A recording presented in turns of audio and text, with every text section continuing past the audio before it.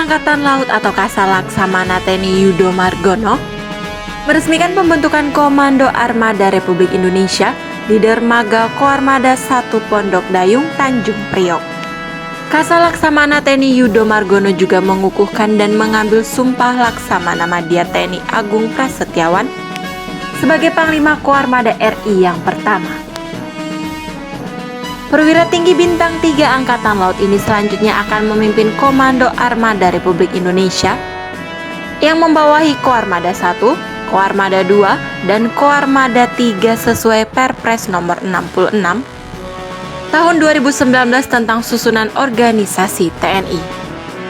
Pelantikan Pangkoarmada Republik Indonesia ini dilakukan menindaklanjuti Surat Keputusan Panglima TNI Nomor Surat Keputusan 66/1 Romawi/2022 tanggal 21 Januari 2022 tentang pemberhentian dari dan pengangkatan dalam jabatan di lingkungan TNI.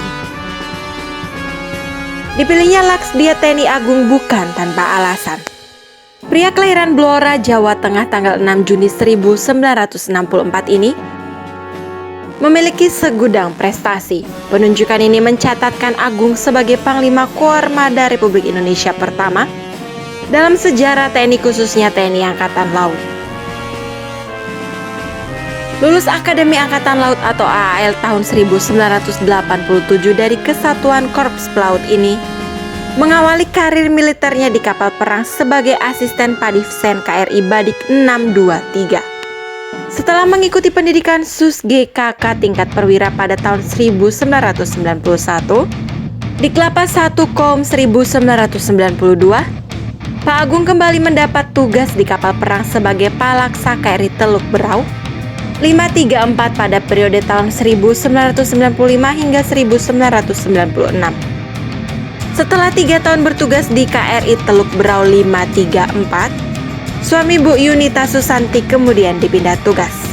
Meski demikian, medan tugas yang dijalaninya tetap berada di kapal perang, yakni Palaksa KRI Teluk Sampit 515, selama setahun, yakni pada tahun 1996 hingga 1997.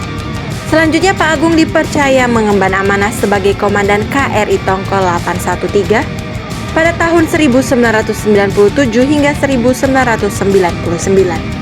Setelah menamatkan pendidikan Sekolah Staf dan Komando TNI Angkatan Laut atau Seskoal Angkatan 38, karir ayah 2 orang anak ini kemudian diangkat menjadi komandan kapal perang secara berturut-turut, mulai dari KRI Pandrong 801 pada tahun 1999 hingga 2002, Komandan KRI Rencong pada tahun 2002 hingga 2005.